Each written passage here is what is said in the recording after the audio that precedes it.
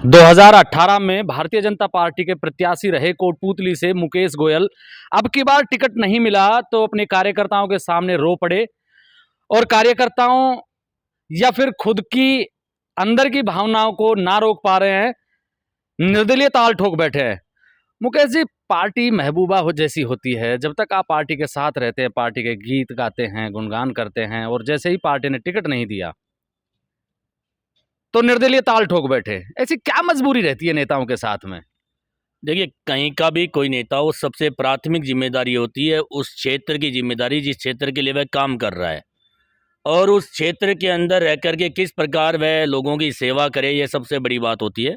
निश्चित रूप से मैं पार्टी में, भारतीय जनता पार्टी में काम करता रहा, लगातार सेवा के काम किए, लेकिन एक ऐसे व्यक्ति को अचानक से टिकट मिल जाए, न तो वह जनसेवक है, न समाज सेवक है, न ही पार्टी का कहीं सिपाही रहा है, उस व्यक्ति ने पार्टी के झंडे जलाए, ऐसे अनेक काम किया। पार्टी के तमाम कार्यकर्ताओं के मन में गहरा आघात पहुंचा है पार्टी के इस निर्णय से, और कोटपूतली की जनता सर्वोपरि है। जनता ने जो निर्णय किया है, मैं उस निर्णय को स्वीकार करके ही इस चुनाव में उतरा हूं। मुकेश जी, आपका एक रोने वाला वीडियो भी बड़ा वायरल हुआ था, टिकट नहीं मिली थी तो कार्यकर्ताओं के साथ में रो रहे थे आप। ऐसी क्या मजबूरी रहती है, ऐसी क्या जनसेवा बच जाती है राजनीति में? आप पार्टी में हैं, पार्टी के लिए काम कर रहे होते, महबूब पार्टी को छोड़ते हुए दर्द नहीं होता आपको? देखिए, निश्चित रूप से लगातार व्यक्ति जहाँ काम करता है दर्द होता ही है, लेकिन वह रोना पीड़ा है इस क्षेत्र के लिए। इस क्षेत्र के लोगों को मैंने रोते देखा है, आंसू पूछते देखा है, और लोगों को इच्छा थी कि इस बार कोटपूतली के अंदर जो 5 साल से लगातार श्री राजेंद्र यादव का जो कुशासन था, जिसके अंदर लोग त्रस्त थे, योजना बनाकर कैसे लोगों को परेशान किया जाए, इस पूरे 5 साल के अंदर लगातार चला। इस बार पूरे जन जन की ऐसी अपेक्षा थी कि इस बार हम चुनाव के अंदर कांग्रेस को विदा कर देंगे, लेकिन अचानक से यह एक पार्टी की तरफ से बहुत भारी चूक हुई, और जिस चूक के कारण से ये समझ लीजिए कि वापस उसी व्यक्ति का चुनना लगभग लोगों के बीच में बातचीत आई, और बहुत पीड़ा थी, और उस पीड़ा लोगों की भावनाएं थी। कोई अकेला मैं नहीं रो रहा था, पूरी कोटपूतली रो रही थी, और कोटपूतली के लोगों ने जिस प्रकार बाद में संबल दिया, भले ही पार्टी ने सिंबल नहीं दिया, लेकिन कोटपूतली की जनता ने संबल दिया। जनता ये चाहती है, सबका निर्णय है कि मैं इस रास्ते पर आगे निर्दलीय के रूप में बढ़ूं, तो निश्चित रूप से बढ़ूंगा भी, जीतूंगा भी, लड़ूंगा भी, और इस कोटपूतली को आगे ले जाने का और मजबूत बनाने का काम करूंगा। क्यों पार्टी पे भरोसा नहीं है क्या? पार्टियां, आप ही लोग, जब तक टिकट नहीं मिलता है, नहीं कटता है, तब तक तो आप लोग ये कहते रहते हो कि पार्टी सब कुछ है, पार्टी तय करेगी, पार्टी आला कमान तय करेगा, पार्टी जिताऊ और अच्छे उम्मीदवार को उतारेगी। पार्टी को लगा होगा कि जिताऊ है और अच्छे आदमी है।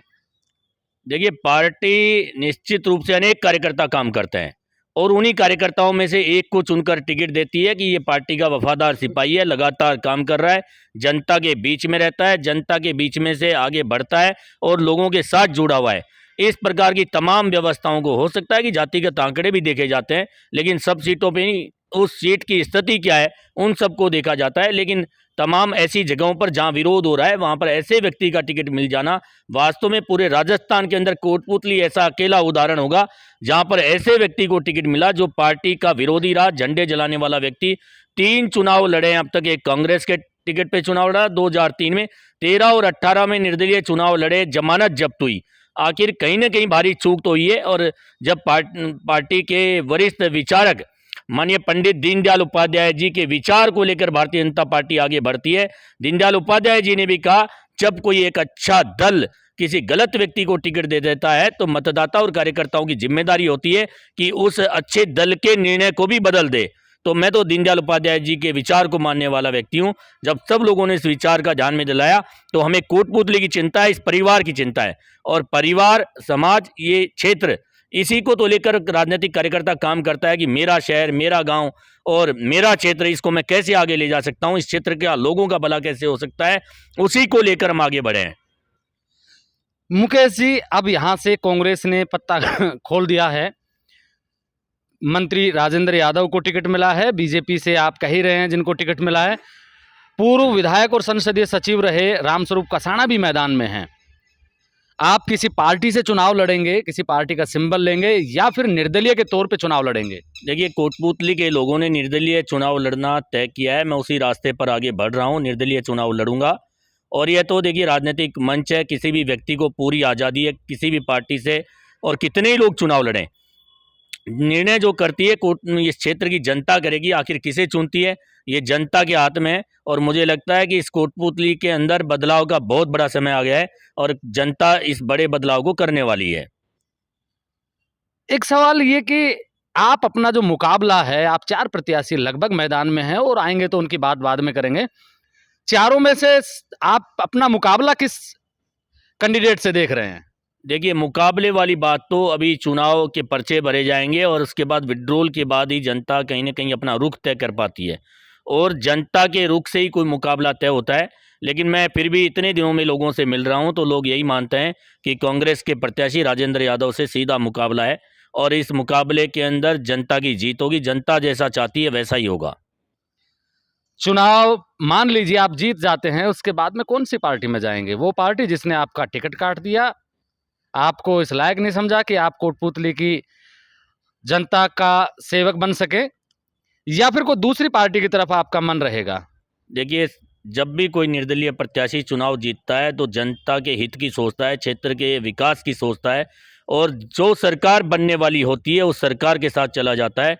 और मेरा सबसे बड़ा ये मानना है कि इस क्षेत्र का विकास किस प्रकार संभव है उसी रास्ते पर मैं आगे बढ़ूंगा, और उन तमाम कार्यकर्ताओं की राय लेकर के इस काम को हम संपन्न करेंगे। भले ही पार्टी किसी की सरकार हो, लेकिन इस क्षेत्र का विकास होना प्राथमिकता है। अगर कांग्रेस की सरकार बन रही होगी तो क्या मुकेश गोयल उसका समर्थन भी करेंगे? सरकार बन रही होगी तो क्षेत्र के विकास के लिए जिस प्रकार की व्यवस्थाएं बैठेगी उसी रास्ते पे बढ़ेंगे। ये हैं हमारे साथ में कोटपूतली से चुनाव लड़ रहे निर्दलीय प्रत्याशी के रूप में मुकेश गोयल, जो भारतीय जनता पार्टी का कई वर्षों से हिस्सा रहे हैं। पिछली बार पार्टी ने भरोसा जताया और उम्मीदवार बनाया, अब की बार नहीं बना पाई तो पार्टी से बगावत करके चुनाव लड़ रहे हैं। आप मेरे साथ देख रहे हैं ब्लैक एंड व्हाइट सच। मैं महेंद्र यादव। जय हिंद, जय भारत।